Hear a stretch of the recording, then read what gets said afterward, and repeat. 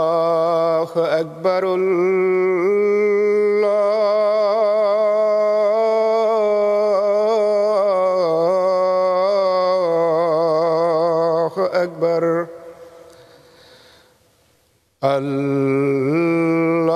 الله أكبر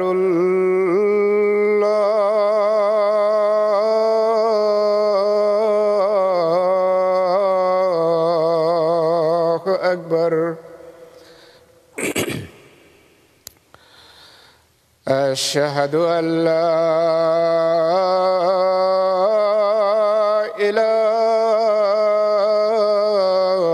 إله إلا الله أشهد أن لا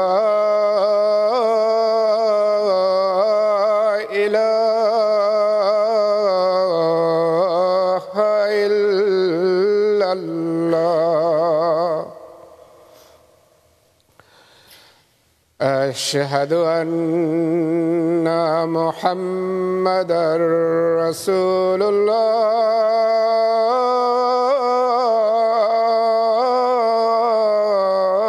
الله أشهد أن محمدًا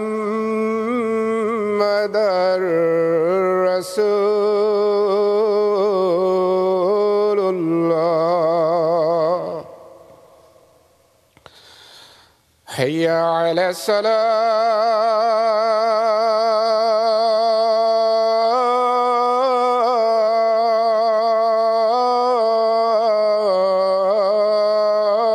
الصلاة حي على الصلاة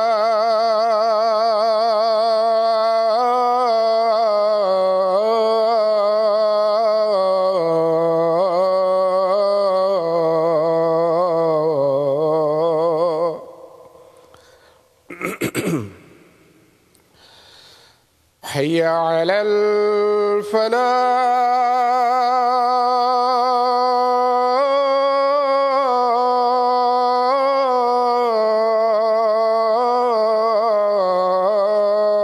الفلاح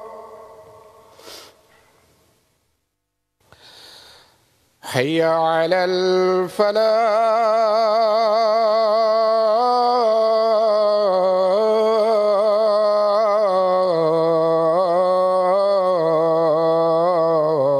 الفلاح الله أكبر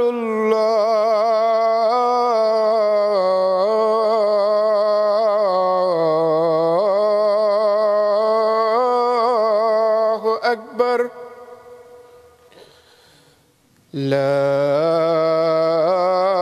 إله إلا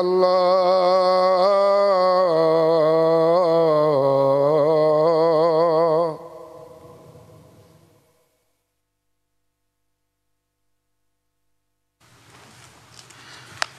السلام عليكم ورحمة الله.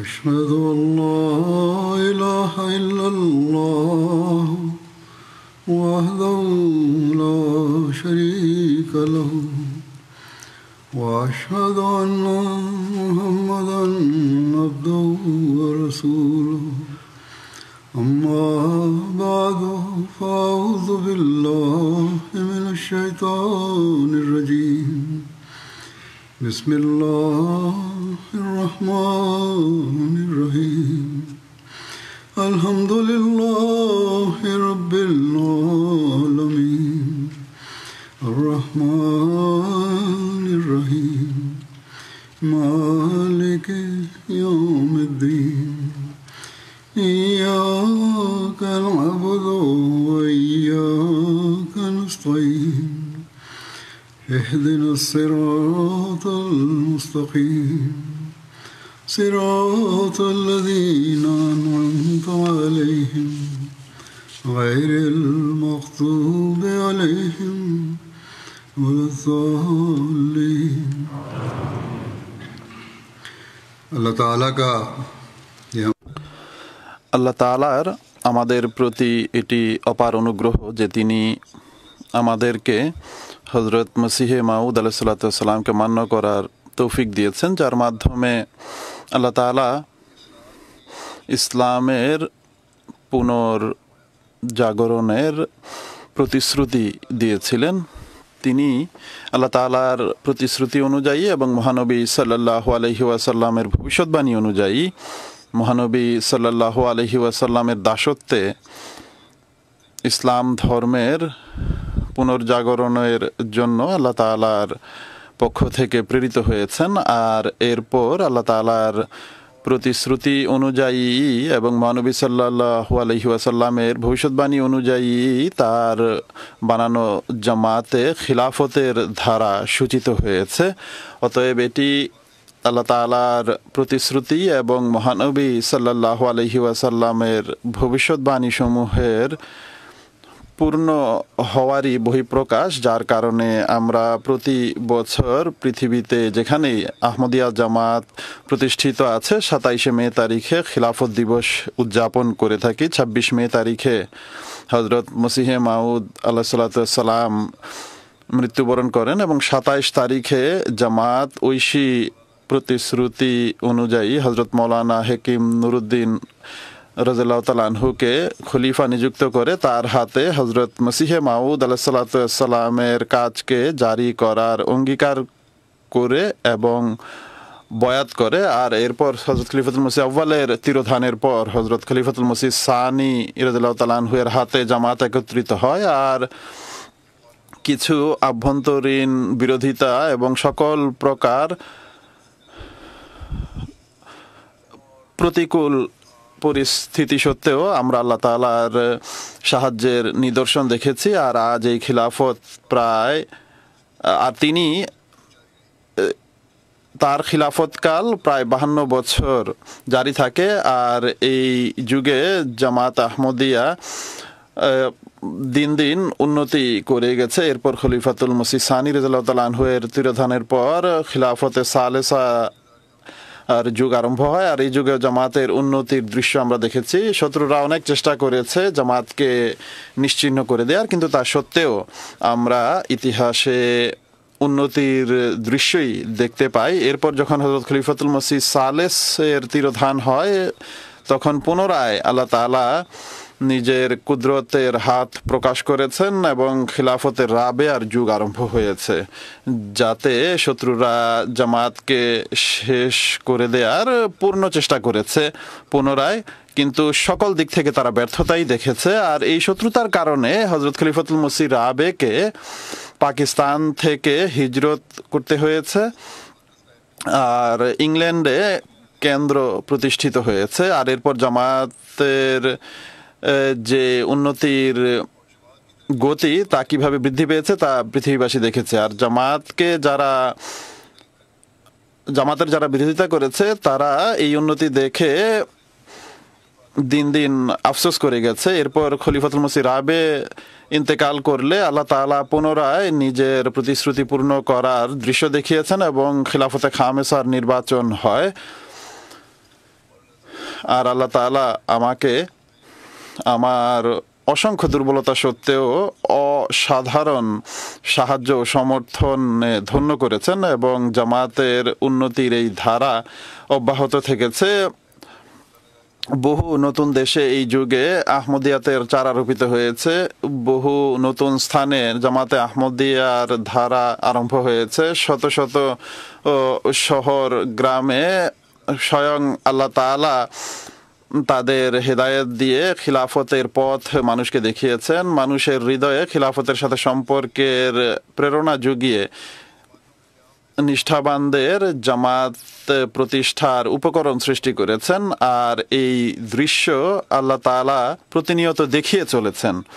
খিলাফতের সাথে সম্পৃক্ততার এই দৃশ্য এবং জামাতের উন্নতির এসব দৃশ্য কেনই বা আমরা দেখব না? এগুলো তো হওয়ারই ছিল। আল্লাহ তাআলা যে এর প্রতিশ্রুতি দিয়েছিলেন আর এর ভবিষ্যৎবাণীও আল্লাহ তাআলার রসুল সাল্লাল্লাহু আলাইহি ওয়াসাল্লাম করে গিয়েছেন। অতএব না আল্লাহ তাআলা নিজ প্রতিশ্রুতিকে ভঙ্গ করেন আর না তার সবচেয়ে প্রিয় নবী হযরত মুহাম্মদ রাসূলুল্লাহ সাল্লাল্লাহু আলাইহি ওয়াসাল্লাম এর ভবিষ্যৎবাণী সমূহকে পূর্ণ করার ক্ষেত্রে তিনি কোনো ঘাটতি রাখেন। মহানবী সাল্লাল্লাহু আলাইহি ওয়াসাল্লাম একটি ভবিষ্যৎবাণী করেছিলেন যে তোমাদের মাঝে নবুয়ত ততদিন প্রতিষ্ঠিত থাকবে যতদিন আল্লাহ তাআলা চাইবেন, অর্থাৎ মহানবী সাল্লাল্লাহু আলাইহি ওয়াসাল্লামের যুগ। তিনি বলেন এরপর তিনি তা উঠিয়ে নেবেন এবং খিলাফত আলা মিনহাজিন নবুয়ত প্রতিষ্ঠিত হবে। আর এরপর যখন আল্লাহ তাআলা চাইবেন তখন সেই নিয়ামতকে উঠিয়ে নেবেন আর এরপর তার তাকদীর অনুযায়ী অত্যাচার নিপীড়নমূলক বাদশাহত কায়েম হবে আর মানুষ এতে খুবই অতিষ্ঠ হয়ে উঠবে। এরপর যখন এই যুগ শেষ হবে তখন তার অপর কুদরত অনুযায়ী এর চেয়েও কঠোর বাদশাহত প্রতিষ্ঠিত হবে। অবশেষে আল্লাহ তাআলার কৃপা উদ্দোলিত হবে আর এরপর তিনি এই যুগ শেষ করবেন এবং এরপর পুনরায় খিলাফত আলা মিনহাজিন নবুয়ত প্রতিষ্ঠিত হবে। আর এই কথা বলে তিনি নিশ্চুপ হয়ে যান। অতএব আমরা সৌভাগ্যবান যে আমরা সেই ভবিষ্যৎবাণীকে পূর্ণ হতে দেখতে পাচ্ছি। অতএব যারা বাস্তবিক অর্থে মহানবী সাল্লাল্লাহু আলাইহি ওয়াসাল্লামের দাসের জামাতের সাথে সম্পৃক্ত থাকে তারা আল্লাহ তাআলার কৃপার উত্তরাধিকারী হতে থাকবে ইনশাআল্লাহ। আমরা দেখতে পাই যে হযরত মসিহে মাউদ আলাইহিস সালাতু ওয়াস সালামের আগমনের পর থেকে খিলাফতের যে ধারণা মানুষের মন মস্তিষ্কে ছিল তাও শেষ হয়ে গেছে আর এখন শুধু রাজত্বই রয়ে গেছে। আর এই রাজত্ব সমূহ যদি অত্যাচার নিপীড়নমূলক রাজত্ব হয় তাহলেও আল্লাহ তাআলা তাদেরকে পাকড়াও করবেন। আল্লাহ তাআলা কখনো রশিতে ঢিল দেন কিন্তু অত্যাচারীদের অবশ্যই তিনি পাকড়াও করেন। যা হোক, যেমনটি মহানবী সাল্লাল্লাহু আলাইহি ওয়াসাল্লাম বলেছিলেন যে খিলাফত আলা মিনহাজুন নবুয়ত তথা নবুয়তের পদ্ধতিতে খিলাফত পুনরায় প্রতিষ্ঠিত হবে, তার দাসত্বে হযরত মসিহ মাউদ আলাইহিস সালাতু ওয়াস সালামকে আল্লাহ তাআলা প্রেরণ করেছেন। আর তিনি বলেছেন যে আমার পরেও জামাতে খিলাফতের ধারা মহানবী সাল্লাল্লাহু আলাইহি ওয়াসাল্লামের ভবিষ্যৎবাণী অনুযায়ী জারি থাকবে। তিনি বলেন যে আমি হলাম খাতামুল খুলাফা, এখন যেই আসবে যাকে আল্লাহ তাআলা খিলাফতের মাকাম বা মর্যাদা দিবেন সে আমার আনুগত্যেই আসবে। অতএব জাগতিকভাবে কেউ যতই চেষ্টা করুক না কেন কখনো এই খিলাফতের প্রতিষ্ঠা হযরত মসিহ মাউদ আলাইহিস সালাতু ওয়াস সালাম থেকে পৃথক হয়ে হতে পারে না। যা হোক, তার মৃত্যুর সময় যখন ঘনিয়ে আসে তখন তিনি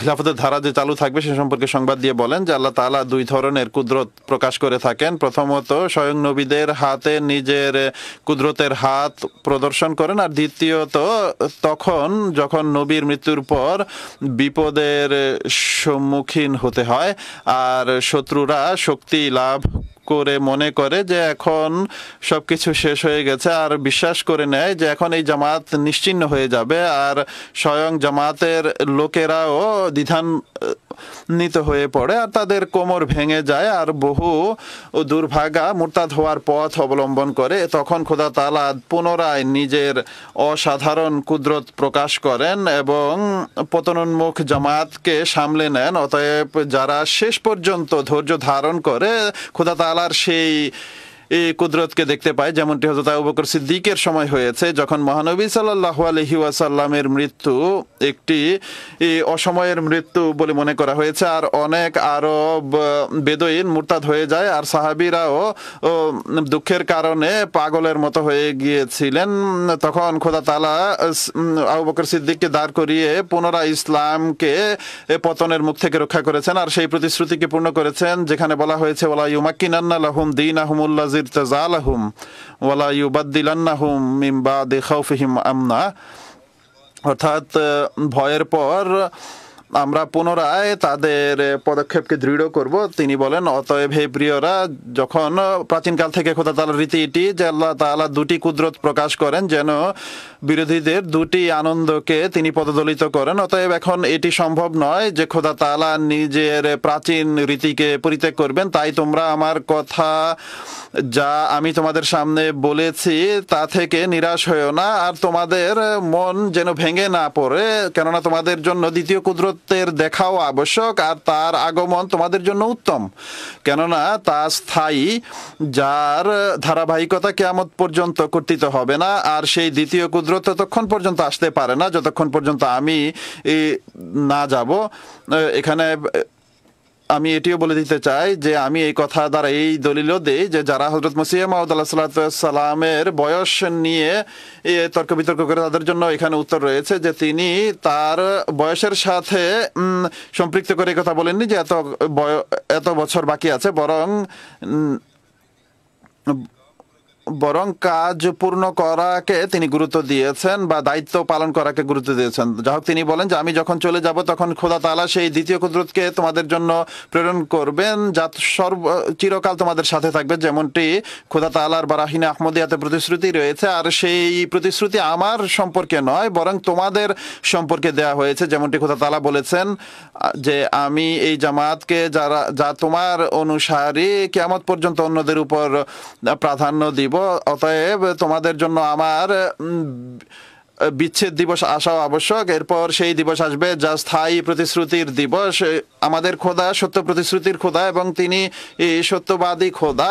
তিনি সেই সমস্ত কিছু তোমাদের দেখাবেন যার প্রতিশ্রুতি তিনি দিয়েছেন, যদিও বা এই পৃথিবীর শেষ দিন উপস্থিত হয় আর অনেক বিপদের দিন আসবে যেগুলো ঘনিয়ে আসছে। অতএব আবশ্যক হলো এই পৃথিবী যেন প্রতিষ্ঠিত থাকে যতক্ষণ সেই সমস্ত বিষয়াদি পূর্ণ না হয় যার প্রতিশ্রুতি খোদা তাআলা দিয়েছেন বা যার সংবাদ খোদা তাআলা দিয়েছেন। অতএব এই যে প্রতিশ্রুতি হযরত মসিহ মাউদ আলাইহিস সালামকে দেয়া হয়েছে, কিছু পূর্ণ হয়েছে, কিছু হচ্ছে এবং আগামীতেও হবে। অতএব যেমনটি আমি শুরুতেই বলেছিলাম যে আল্লাহ তাআলার প্রতিশ্রুতি অনুযায়ী তার মৃত্যুর পর প্রথম খিলাফতের যুগ এসেছে এবং জামাতে উন্নতির যুগ দেখেছে। এরপর খিলাফতে সানিয়ার যুগ আসলে জামাত আরও উন্নতি করেছে এবং পৃথিবীর বহু দেশে জামাত বিস্তৃত হয়েছে। এরপর তৃতীয় খিলাফতের যুগ আসলে সেখানে আরও উন্নতি দেখেছে জামাত। এরপর চতুর্থ খিলাফতের যুগ আসলে উন্নতির নতুন যুগ সূচিত হয়েছে। এরপর পঞ্চম খিলাফতের যুগ এসেছে। এই যুগেও জামাত উন্নতির লক্ষ্য একের পর এক অর্জন করে চলেছে। শত্রুদের বিরোধিতা সত্ত্বেও জামাত অগ্রসর হয়ে চলেছে, বরং সর্বদার ন্যায় খোদা তাআলা মানুষের হৃদয়ে যারা দূর দূরান্তের দেশে বসবাস করে, যারা কখনো কোনো খলিফাকে দেখেও নি, তাদেরকে পর্যন্ত খোদা তাআলা হিদায়াত দিয়ে খিলাফতের পতাকা তলে সমবেত হওয়ার নির্দেশনা দেন। আর মুসলমানদের মাঝে এবং অমুসলিমদের মাঝে এমন শত শত হাজার হাজার লোক রয়েছে যাদের বক্ষকে আল্লাহ তাআলা উন্মোচিত করেছেন এবং হযরত মসিহ মাউদ আলাইহিস সালামকে যে প্রতিশ্রুতি তিনি দিয়েছিলেন সেটিকে পূর্ণ করেছেন। প্রতিনিয়ত জামাতের সাহায্যের দৃশ্য তিনি মানুষের সামনে উপস্থাপন করেছেন। কিছু উদাহরণ উপস্থাপন করছি যেগুলোর মাধ্যমে খিলাফতের সাথে আল্লাহ তাআলার সাহায্য এবং সমর্থন থাকার দৃশ্য আমরা দেখতে পাই। আল্লাহ তাআলা খিলাফতকে প্রতিষ্ঠিত রাখার প্রতিশ্রুতি দিয়েছেন। তো কিভাবে তিনি মানুষের হৃদয়ে খিলাফতের সাথে সম্পর্ক এবং এর সাথে সম্পৃক্ত থাকার প্রেরণা সৃষ্টি করেন, এ সম্পর্কে বুরকিনা ফাসো আফ্রিকার একটি দেশ, সেখানকার মুআল্লিম সাহেব লিখেছেন যে যখন আমাদের জামাতে প্রথমবার এমটিএ লাগানো হয় এবং মানুষ প্রথমবার যুগ খলিফাকে দেখতে পেয়েছে, তখন তাদের চোখ অশ্রুসিক্ত ছিল আর আনন্দ তাদের মুখ থেকে ছিটকে পড়ছিল। কিছুদিন পর সেখান থেকে একটি দল আসে এবং এমটি এর জন্য কৃতজ্ঞতা জ্ঞাপন করে। তারা বলে যে এমনিতে তো আমরা খলিফার সাথে সাক্ষাৎ করতে পারি না, কিন্তু এমটি এর মাধ্যমে আমরা যুগ খলিফাকে দেখে আমাদের চোখ প্রশান্ত হয় এবং হৃদয় প্রশান্তি লাভ করে। আর এটি আমাদের এখন দৈনন্দিন অভ্যাসে পরিণত হয়েছে যে এমটি এর মাধ্যমে আমরা প্রতিদিন যুগ খলিফার সাথে সাক্ষাৎ করি। তো এভাবে আল্লাহ তাআলা মানুষের হৃদয়ে ভালোবাসা সৃষ্টি করছেন। যারা কখনো খলিফার সাথে সাক্ষাৎও করেনি তাদের হৃদয়ে খিলাফতের প্রতি এতটা ভালোবাসা সৃষ্টি করেছেন। এভাবে এরপর কিভাবে আল্লাহ তাআলা খিলাফতের মাধ্যমে মানুষকে ইসলামের দিকে নিয়ে আসেন এ সম্পর্কে আমির সাহেব গাম্বিয়া লিখেছেন। একজন সাম্বা সাহেব নাম, তিনি দেখেন তিনি কোনো বক্তৃতা বা খুতবা শুনেন আমার, তিনি শুনে বলেন যে এতে কোনো সন্দেহ নেই যে এই ব্যক্তি খোদা তাআলার পক্ষ থেকে সাহায্যপ্রাপ্ত, অতএব তিনি তার পরিবারের 14 জন সদস্য সহ বয়াত করেন। তার ব্যবসায় যে ঘাটতি ছিল এরপর আল্লাহ তাআলা কৃপা করেছেন। এরপর তিনি বলেন যে এই সমস্ত কিছু আমি আহমদিয়াতের কারণে লাভ করেছি, এতে কোনো সন্দেহ নেই যে আহমদিয়াত অন্ধকারের মাঝে এক নূরের জ্যোতি বা আলো। খিলাফতের সাহায্যের যে প্রভাব তা অন্যরা অনুভব করে এবং জামায়াতের অন্তর্ভুক্ত হয়। জার্মানি থেকে সেক্রেটারি তবলিগ সাহেব লিখেছেন, আফ্রিকার পরে আরব উপদেশ ছিল, এখন ইউরোপ। তিনি তবলিগিস্ট চলে আসেন, কোরআন শরীফ নিয়ে যান তার সাথে এবং নাম্বার দিয়ে যান তার সাথে যেন যোগাযোগ করা হয়। গত বছর জার্মানি জলসার আগমনের জন্য তাকে আহ্বান জানানো হয়। তিনি নিজের পরীক্ষার কারণে কয়েক বছর আগের ঘটনা, গত বছরের অর্থ হলো এটি যে বছর বর্ণনা লেখা হয়েছে তার পূর্বের বছরের ঘটনা। যা হোক, জলসায় আসতে পারেননি তিনি এবং পরের অংশ আমি বুঝিনি। জলসায়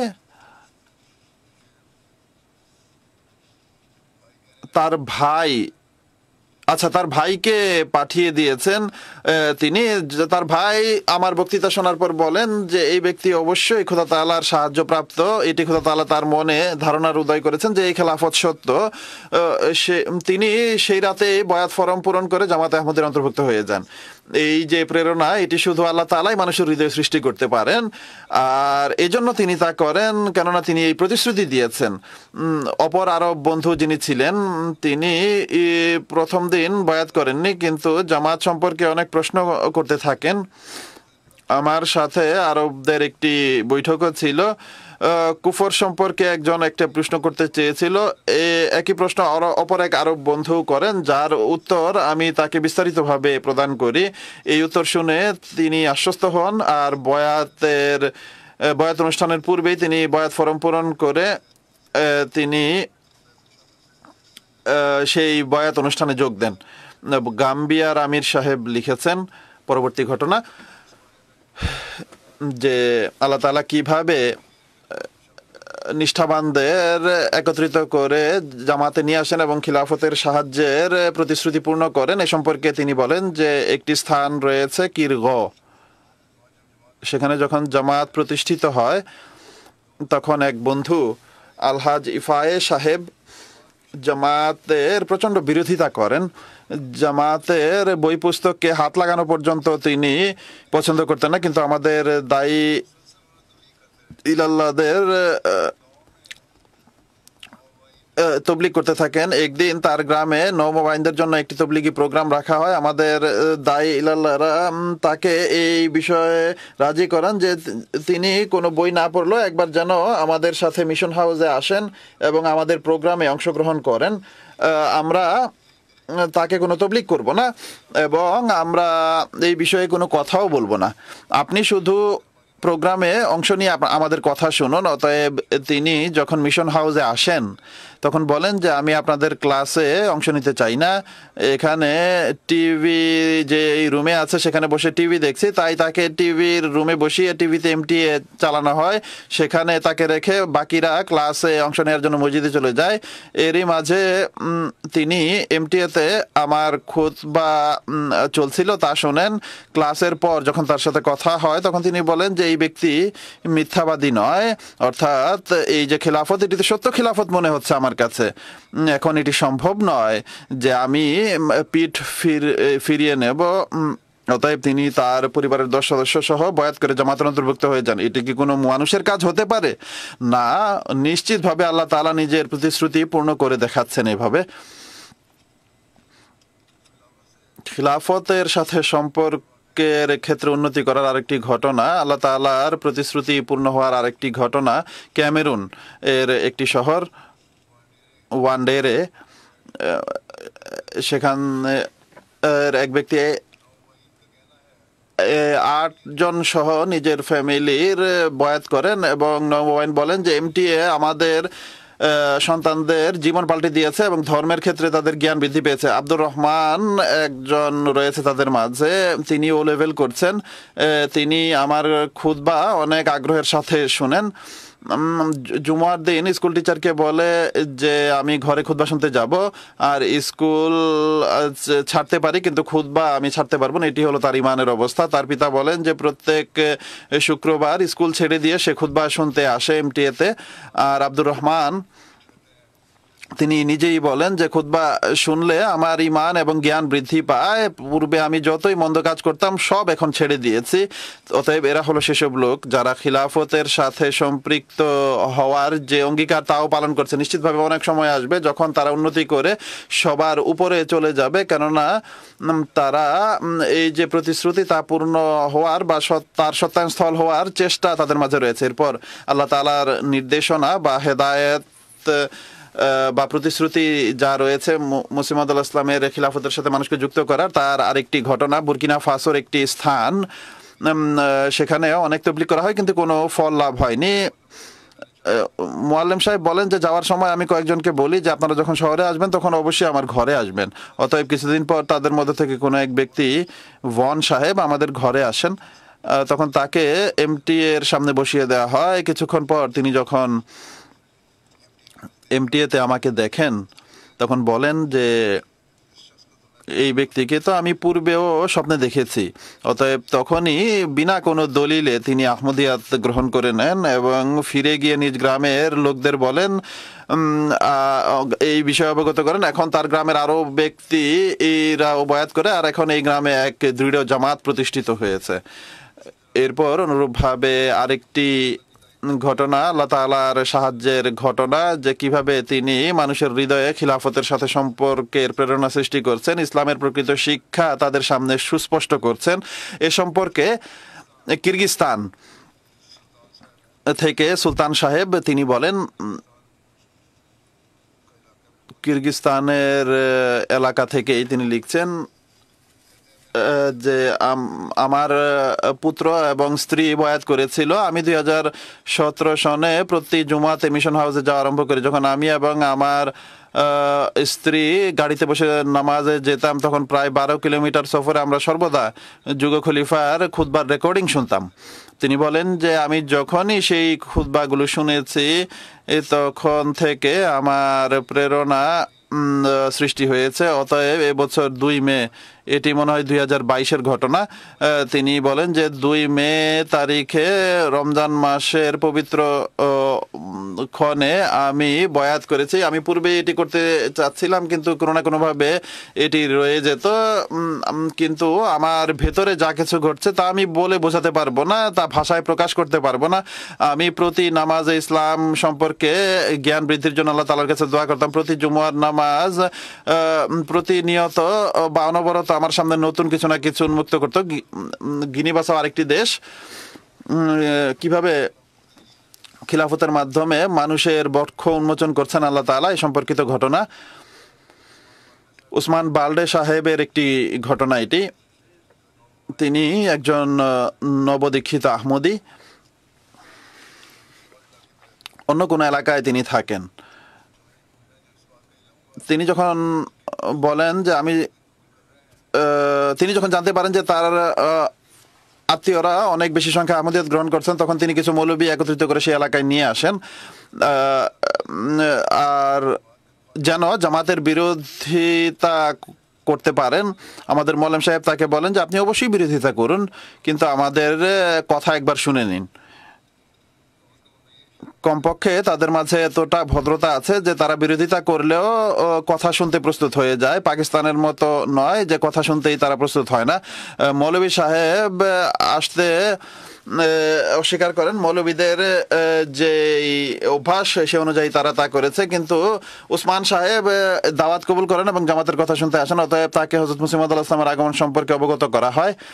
যেদিন তিনি আসেন সেটি জুমার দিন ছিল। সেখানে আমার খুতবা চলছিল, যা সরাসরি এমটিএতে দেখানো হচ্ছিল। তাকে বলা হয় যে আমরা সমস্ত আহমদীরা যুগ খলিফার খুতবা সরাসরি শুনি, আপনার কাছে সময় থাকলে আপনিও কিছুক্ষণ খুতবা অবশ্যই শুনে নিন। তখন তিনি বলেন যে আমি তো সামান্য সময়ের জন্য খুতবা শুনবো, কিন্তু যখন খুতবা শোনা আরম্ভ করেন তখন তিনি সময়ের কথা ভুলে যান আর অত্যন্ত মনোযোগের সাথে খুতবা শুনতে থাকেন আর পুরো খুতবা শুনেন তিনি। এরপর বলেন যে জামাতে আহমদিয়া কখনো কাফের হতে পারে না, যেমনটি আমি শুনেছিলাম, কেননা আপনাদের খলিফা তো মোহাম্মদ সাল্লাল্লাহু আলাইহি ওয়াসাল্লামের সাহাবীদের সিরাত বর্ণনা করছেন। কোন কোন আহমদী এই প্রশ্ন করে যে আমাদের ইসলামের ইতিহাস সম্পর্কে অবগত করার কি প্রয়োজন? এটি তাবলীগের মাধ্যম হচ্ছে মানুষের জন্য, অন্যান্য মুসলমানদের জন্য। এই জন্য বলা আবশ্যক। আর আমাদের নিজেদের জ্ঞান বৃদ্ধিও এর উদ্দেশ্য, যা অন্যরা জানে না। তিনি বলেন যে কোনো কাফের জামাতে এই কাজ করতে পারে না যে সাহাবীদের সিরাত বা জীবনী বর্ণনা করবে। এরপর তিনি জামাতের বিরোধিতা পরিত্যাগ করেন এবং নিজের পুরো পরিবার সহ আহমদিয়াত গ্রহণ করে নেন। এখন আল্লাহ তাআলার কৃপায় নিজের এলাকায় তিনি তাবলীগও করছেন আর রীতিমতো জামাতের ব্যবস্থাপনার অংশ হয়ে গেছেন। এরপর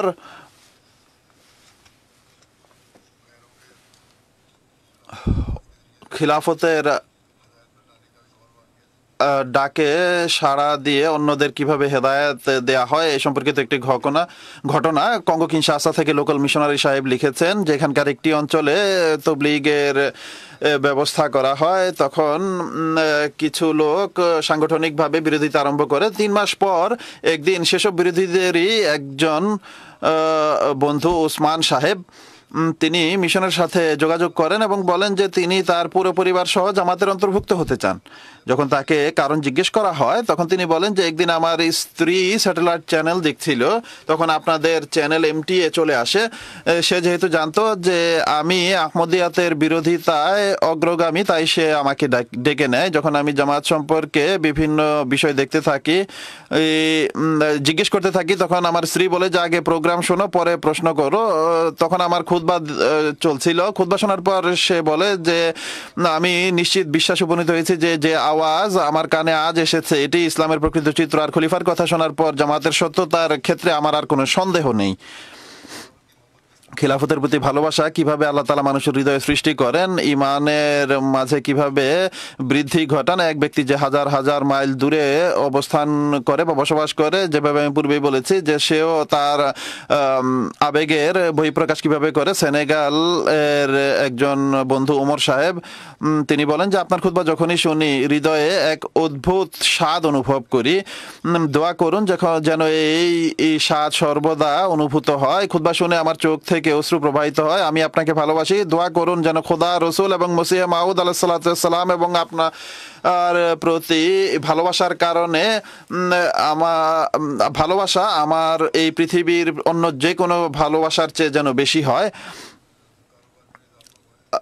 আপনার খিলাফতের কল্যাণে আমার ব্যবসাও অনেক বিস্তৃত হয়েছে। আর এই সমস্ত কিছু আল্লাহ তাআলার প্রতিশ্রুতিরই পূর্ণ হওয়ার বহিঃপ্রকাশ। এরপর আমির সাহেব বেলজিয়াম লিখেছেন যে মরক্কোর এক বন্ধু মুস্তাফা সাহেব দীর্ঘদিন আহমদিয়াত সম্পর্কে তিনি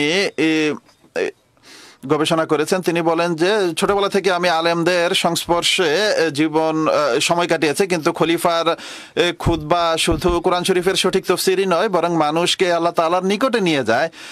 তিনি বলেন যে এসব খুতবা শোনার পর এখন আমি নামাজের স্বাদ অনুভব করছি। আল্লাহ তাআলা আমাকে সত্য স্বপ্নও দেখিয়েছেন। আহমদিয়াত আমার জীবনটাকেই পাল্টে দিয়েছে। আর আল্লাহ তাআলার কৃপার উল্লেখ করতে গিয়ে তিনি এখন অশ্রুসিক্ত হয়ে পড়েন। আল্লাহ তাআলা নিজ ওয়াদা বা প্রতিশ্রুতি অনুযায়ী কিভাবে হযরত মসিহ মাউদ আলাইহিস সালাম এর প্রবর্তিত খিলাফতের সাহায্য করেন, কিভাবে মানুষের বক্ষকে উন্মোচিত করেন, এ সম্পর্কিত আরেকটি ঘটনা। গিনি বাসাও এর মুবাল্লিগ সাহেব বলেন যে 21টি জামাতে এমটিএ ইনস্টল করার সৌভাগ্য লাভ হয়েছে। একটি গ্রামে গত বছর তবলিগের মাধ্যমে সদস্যরা আহমদিয়াত গ্রহণ করে নিয়েছিল, কিন্তু সেই গ্রামের 4টি পরিবার আহমদিয়াত গ্রহণ থেকে অস্বীকার করেছিল। যখন আমাদের টিম সেই গ্রামে এমটিএ ইনস্টল করতে যায়, তখন আমাদের মুআল্লিম মোহাম্মদ সালিও জালিও সাহেব সেই সমস্ত পরিবারকেও মসজিদে আহ্বান জানান তারা এসে আমাদের মুসলিম চ্যানেল এবং আমাদের খলিফা ইমাম মাহদি আলাইহিস সালামকে যেন দেখতে পান বা ছবি দেখতে পান। যখন এমটিএ এর ইনস্টলেশন শেষ হয় তখন মাগরিবের সময় হয়ে গিয়েছিল। নামাজ আদায়ের জন্য টিভি বন্ধ করা হয়। নামাজের পর যখন এমটিএ চালানো হয় তখন আমার খুতবা দেখানো হচ্ছিল। ও আহমদি বন্ধু খুবই মনোযোগের সাথে খুতবা দেখতে থাকেন আর মুআল্লিম সাহেবকে বলেন যে মুআল্লিম সাহেব তাকে বলেন যে খুতবা ইংরেজিতে চলছে, আমি আপনার জন্য এর অনুবাদ করছি যেন আপনি জানতে পারেন যে খলিফা কি বলছেন। তখন তিনি বলেন যে আমি বুঝতে পারছি না, কিন্তু আমি খোদার কসম খেয়ে বলছি যে এই ব্যক্তি মিথ্যা কথা বলতে পারেন না। ইনি যদি জামাতে আহমদিয়ার খলিফা হন তাহলে আহমদিয়া জামাত কখনো মিথ্যাবাদী হতে পারে না, আর আমি এখনই আহমদিয়াত গ্রহণের ঘোষণা দিচ্ছি। তো এভাবেও আল্লাহ তাআলা মানুষের মনকে খুলে দেন। খিলাফত তবলিগের অনেক বড় মাধ্যম। নিষ্ঠাবান ব্যক্তিরা খিলাফতকে দেখেই ইসলামের প্রকৃত শিক্ষা সম্পর্কে অবগত হয় এবং হযরত মসিহ মাউদ আলাইহিস সালামের জামাতের অন্তর্ভুক্ত হয়। গাম্বিয়ার আমির সাহেব বলেন যে একটি স্থান রয়েছে সামরেল, তবলিগের জন্য আমরা সেখানে যাই।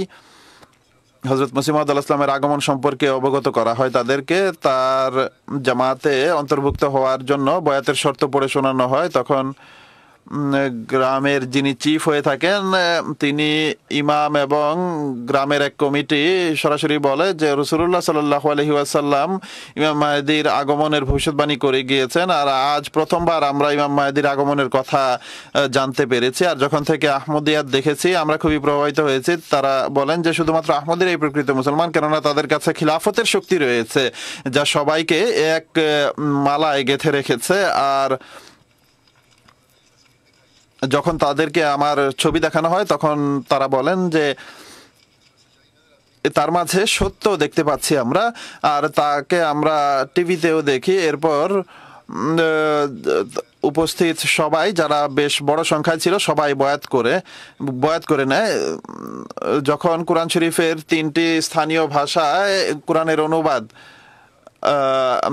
দেখানো হয় তখন তারা বলেন যে আহমদিয়াতে সত্য ইসলাম, অন্য কোনো ফিরকা এই সৌভাগ্য লাভ করেনি যেমনটি আহমদিরা করতে পারছে। আর বলেন যে ইনশাল্লাহ আমরা আহমদিয়াতের উপর প্রতিষ্ঠিত থাকবো, আগামীতে কখনো পিছু হটবো না, কেননা সত্য ইসলাম এটি।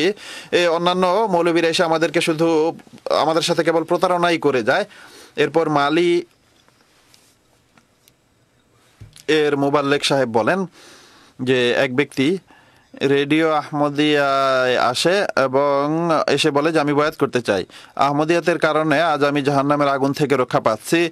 তিনি বলেন যে আমি তাকে জিজ্ঞেস করি কি কারণ, তখন বলেন যে কোনো আলেম নামাজ সম্পর্কে বলেছে যে এর কোনো প্রয়োজন নেই, তাই আমিও নামাজ পড়া ছেড়ে দিয়েছিলাম, পুরো নামাজ পড়াই ছেড়ে দিয়েছিলাম। কিন্তু রেডিও আহমদিয়ায় খলিফার খুতবা যেখানে তিনি নামাজের গুরুত্বের কথা উল্লেখ করেছেন সেটি শুনে আমার উপর গভীর প্রভাব পড়েছে। এরপর আমি নামাজ পরিত্যাগ করা জাহান্নামে যাওয়ার নামান্তর মনে করেছি। আজ থেকে আমি আহমদী হচ্ছি এবং আর কখনো নামাজ পরিত্যাগ করব না। তো এইভাবে নতুন আগমনকারীরাও নিজেদের ইমানের ক্ষেত্রে উন্নতি করে, পুরনো আহমদীদেরও নিজেদের পর্যালোচনা করা উচিত। আমাদের বিরুদ্ধে তারা অনেক বিরোধিতা করে, কিন্তু নিজেরা ইসলামের যে মূল ভিত্তি তার উপরই তারা নিজেরা প্রতিষ্ঠিত নয়। এটি হল আল্লাহ তাআলার কৃপা যে খিলাফতের মাধ্যমে আল্লাহ তাআলা মানুষকে হেদায়েত দিচ্ছেন এবং ধর্মের প্রতি তাদেরকে আকৃষ্ট করছেন। এরপর নাইজেরিয়া এর মুবাল্লিগ সাহেব বলেন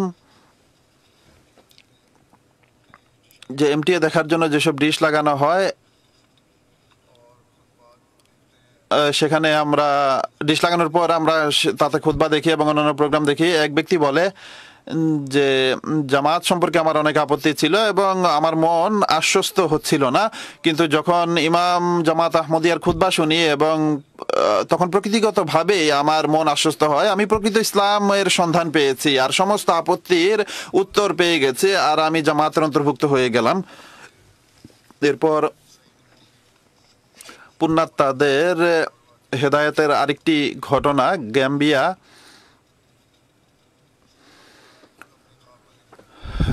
এক ব্যক্তি মোহাম্মদ সোহ সাহেব নিজের স্বপ্নের কথা উল্লেখ করেছেন। তিনি বলেন যে একদিন স্বপ্নে দেখি এক ব্যক্তি আসে এবং তার হাতকে দৃঢ়ভাবে ধরে ফেলে, অর্থাৎ যিনি স্বপ্ন দেখছেন তার হাত দৃঢ়ভাবে ধরে বলেন যে আসসালামু আলাইকুম রহমতুল্লাহ। তখন তিনি বলেন যে তখন তিনি চিনতে পারেননি যে কে সেই ব্যক্তি। মানুষকে জিজ্ঞেস করেন যে এই ব্যক্তি কে, তখন মানুষ বলে যে ইনি হলেন আহমদীদের ইমাম। পরবর্তী সকালে তিনি আমাদের মিশন হাউসে আসেন এবং আমাদের মোয়াল্লেম সাহেবকে স্বপ্নের কথা শোনান। মোয়াল্লেম সাহেব MTA ছাড়েন যেখানে জুমার খুতবা হচ্ছিল। তিনি যখন আমাকে দেখেন তখন অবলীলায় বলে ওঠেন যে এই তো সেই ব্যক্তি যিনি গতকাল আমার স্বপ্নে এসেছিলেন, আর তখনই তিনি আহমদিয়াত গ্রহণ করে নেন। ক্যামেরুন এর মুবাল্লিগ ইনচার্জ সাহেব বলেন যে সেখানকার একটি শহর মারওয়ায় মানুষ MTA আফ্রিকা উপভোগ করছে এবং জামাতের অন্তর্ভুক্ত হচ্ছে।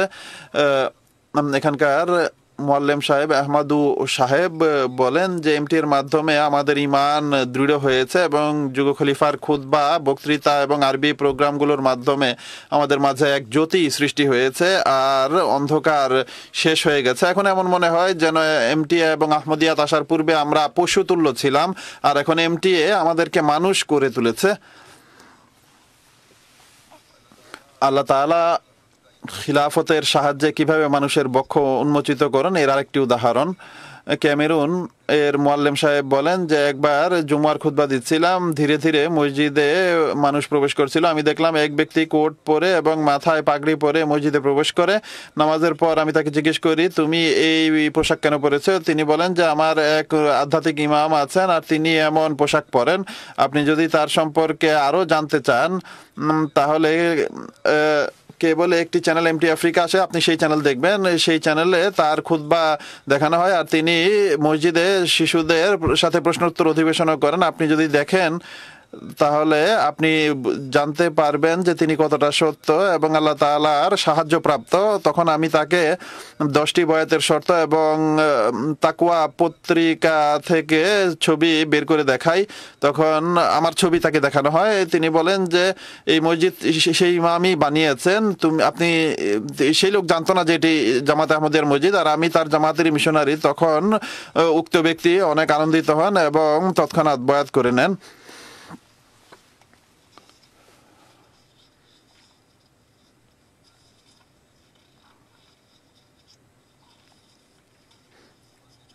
অতএব এই কতিপয় ঘটনা আমি আপনাদের সামনে উপস্থাপন করলাম, যা থেকে হযরত মসিহ মাউদ আলাইহিসসালামের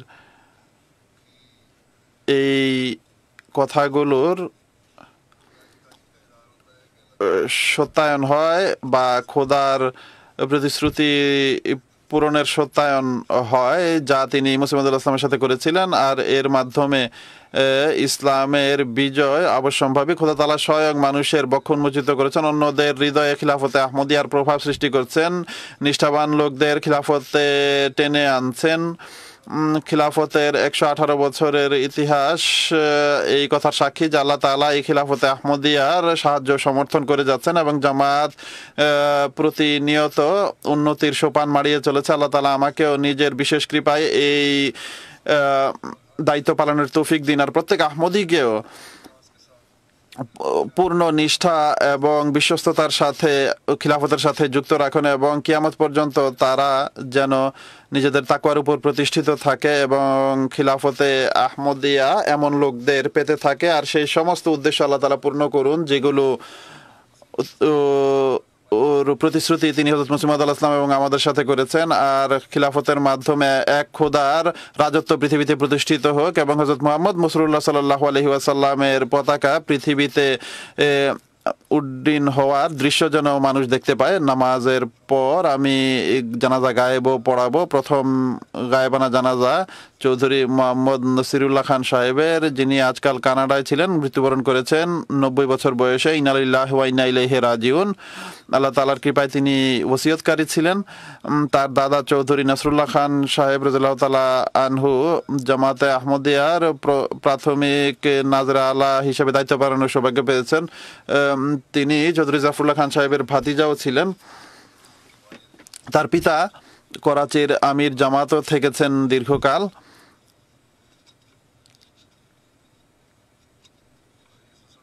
নসরুল্লাহ খান সাহেব হযরত খলিফাতুল মসিহ আউয়ালের প্রদৌহিত্র ছিলেন। জামাতের প্রথম মোবাল্লেগদের অন্তর্ভুক্ত ছিলেন তার নানা। 30 বছর ইদ্রিস নসরুল্লাহ সাহেব লাহোরের সেক্রেটারি উমরে আম্মা হিসেবে দায়িত্ব পালন করেছেন। কেন্দ্রীয় ইফতা কমিটি এবং কাজা কমিটির প্রধান ছিলেন। তৃতীয় খিলাফতের যুগে যে উকিলরা ঐতিহাসিক কাজ করেছেন তাদের মাঝে তার নামও উল্লেখযোগ্য। 1974-এর আবহাওয়ার ঘটনায় যে সামদানি ট্রাইব্যুনাল কায়েম হয়েছিল, সেখানে খলিফাতুল মসিহ সালেসের সাথে তিনিও আদালতে উপস্থিত ছিলেন। এরপর বহু কমিটির সদস্য হযরত খলিফাতুল মসিহ সালেস তাকে বানিয়েছিলেন। লাহোরের প্রতিনিধি হিসেবে কাসরা সালিব ক্রুশ ভঙ্গ কনফারেন্সেও যোগ দিয়েছেন তিনি। খলিফাতুল মসিহ রাবি রাহিমাহুল্লাহ এর লন্ডনে হিজরতের পর রাবুয়া থেকে করাচি পর্যন্ত কাফেলার সদস্য হওয়ার সৌভাগ্য পেয়েছেন। খুবই অভিজ্ঞ ছিলেন, খিলাফতের সাথে নিষ্ঠার সম্পর্ক ছিল। আমি ব্যক্তিগতভাবেও এর অভিজ্ঞতা রাখি। আল্লাহ তাআলা তার সন্তানদেরও তার পুণ্যসমূহ ধরে রাখার তৌফিক দিন এবং তার প্রতি কৃপা ও মাগফিরাতের আচরণ করুন। দ্বিতীয় স্মৃতিচারণ কামরুদ্দিন সাহেব করাচির চৌধুরী সাহেবের পুত্র ছিলেন। 90 বছর বয়সে তিনি মৃত্যুবরণ করেছেন। ইন্না লিল্লাহি ওয়া ইন্না ইলাইহি রাজিউন। তিনি হযরত মুসলিম আলাইহিস সালামের সাহাবী চৌধুরী মোহাম্মদ হোসেন সাহেব রাদিয়াল্লাহু তাআলা আনহু এবং সরদার বেগম সাহেব রাদিয়াল্লাহু তাআলা আনহার পৌত্র ছিলেন। মরহুম আল্লাহ তাআলার কৃপায় মুসি ছিলেন। শোকসন্তপ্ত পরিবারে স্ত্রী ছাড়া 2 পুত্র 2 কন্যা রেখে গেছেন। 1959 সনে সিভিল সার্ভিস গ্রহণ করেন এবং 35 বছর বিভিন্ন পদে অধিষ্ঠিত ছিলেন। সর্বদা এক অত্যন্ত ইমানদার এবং স্বচ্ছ অফিসার হিসেবে পরিচিত ছিলেন। তার এই চরিত্র তার পিতার নসিহতের কারণে তিনি লাভ করেছিলেন, যা তার চাকরির প্রথম দিকে তিনি তাকে করেছিলেন। তিনি বলেছিলেন যে আমি যদি কখনো এই সংবাদ পাই যে ইদ্রিস মৃত্যুবরণ করেছে, তাহলে আমি এতটা দুঃখ পাবো না যতটা আমি এই সংবাদে পাবো যে ইদ্রিস ঘুষ গ্রহণ করেছে। এটি ছিল তার পিতার তরবিয়ত তার জন্য, আর তার পক্ষ থেকে তার জন্য নসিহত। চৌধুরী জাফরুল্লাহ খান সাহেবের প্রসিদ্ধ গ্রন্থ, যার ইংরেজি অনুবাদও তিনি করেছিলেন, নাম বুঝতে পারিনি। 1998 থেকে 2007 পর্যন্ত মজলিসে আমলা করাচি জেলায় সেক্রেটারি উমরে খারেজা হিসেবে দায়িত্ব পালন করেছেন।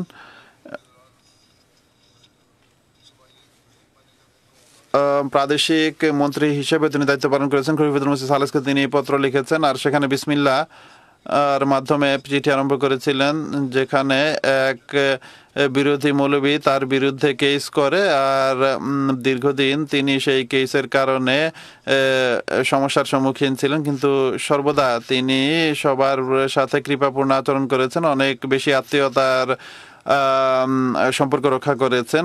যখন কেস শেষ হয়ে যায় তখন সেই মৌলবী অনুরোধ করে নিজের কিছু অবস্থার কারণে আর্থিক সাহায্যের তাকেও এক বড় অঙ্ক তিনি দান করেন। আল্লাহ তাআলা তার সাথে মাগফিরাত এবং কৃপার আচরণ করেন, তার সন্তানদেরও তার পুণ্যসমূহ ধরে রাখার তৌফিক দান করুন।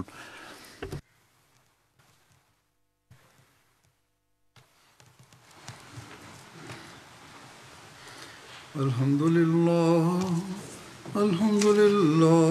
নাহমাদুহু ওয়া নাস্তাঈনুহু ওয়া নাস্তাগফিরুহু ونؤمن به ونتوكل عليه ونعوذ بالله من شرور أنفسنا ومن سيئات أعمالنا من يهده الله فلا مضل له ومن يضلله فلا هادي له ونشهد أن لا إله إلا الله ونشهد أن محمدا عبده ورسوله عباد الله رحمكم الله إن الله يأمر بالعدل والإحسان وإيتاء ذي القربى وينهى عن الفحشاء والمنكر والبغي يعظكم لعلكم تذكرون اذكروا الله يذكركم وادعوه يستجب لكم ولذكر الله أكبر